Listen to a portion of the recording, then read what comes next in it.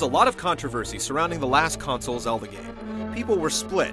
Some moaned about Wind Waker's cartoonish look, while others embraced it. It was probably the first time Zelda fans were in different camps on the direction the series was taking. It's 3 years later, and Nintendo has been hard at work trying to rekindle the spirit inside players. The result is The Legend of Zelda: Twilight Princess, a love letter to anyone who has ever enjoyed a Zelda game.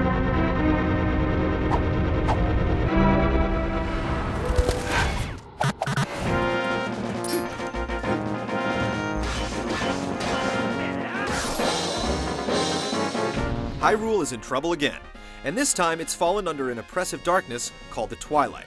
As is par for the series, Link begins the game as a humble villager. Of course, watching the destitute kid from a grass hut go big time is what has made every Zelda story great, and it's no different here. Link's main nemesis this time around is Zant, a mysterious creature that hopes to bathe all of Hyrule in twilight. As a human, Link can only do so much with such unsavory characters, but he's quickly befriended by a small creature named Midna. She steps into the role of Navi from Ocarina of Time quite well, offering you hints when you need them, controlling your entrance to and from an alternate reality called the Twilight Realm, and even aiding you in reaching out-of-the-way places. The story unfolds in a variety of ways, but Twilight Princess does not include a second of voice acting. It can seem dated at first with all the high-production 10-hour games these days, but the series is still one of the best at developing characters with sharp writing, looping animation, and simple sound effects. There are plenty of gorgeous cinemas though, more than in any Zelda game before, including those patented touching moments that the series is known for.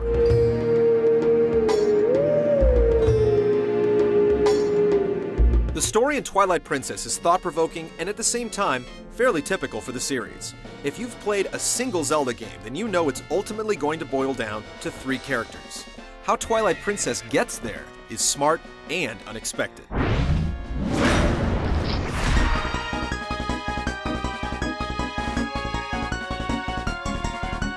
Twilight Princess might be the largest action-adventure game ever created.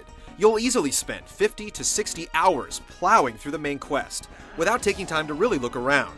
The amount of content in the game absolutely boggles the mind.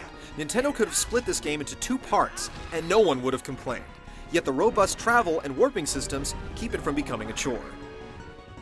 The game progresses just like prior entries in the series.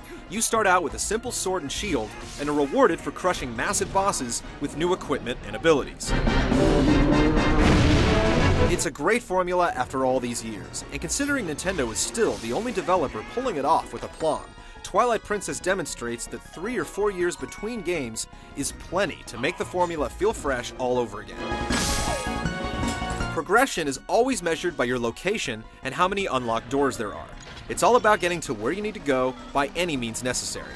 Luckily, there are plenty of means to the end. In addition to the classics like the hookshot, bow, and boomerang, there are several brand new abilities and weapons that will undoubtedly become fan favorites, and are perfectly integrated into the fabric of the game's design.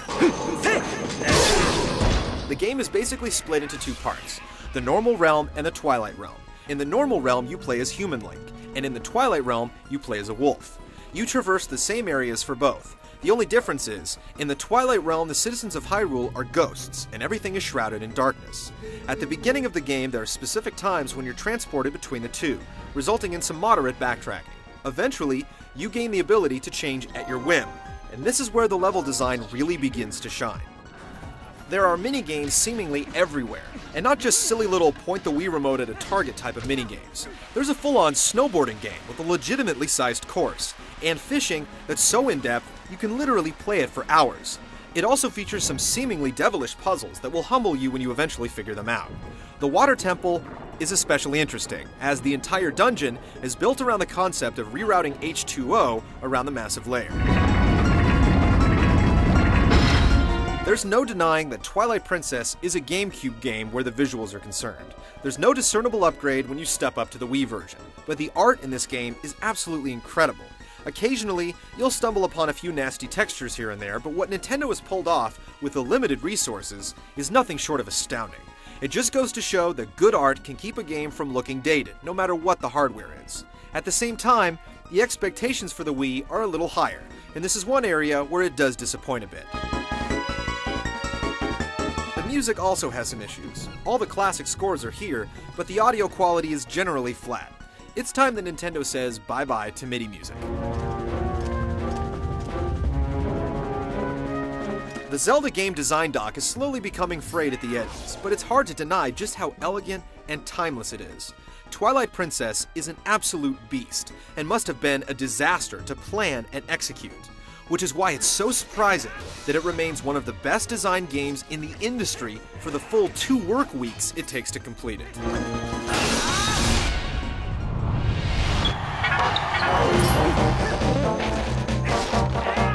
Obviously, the hot button topic is how the Wii's controller works with the game. No, your arms won't get tired playing it.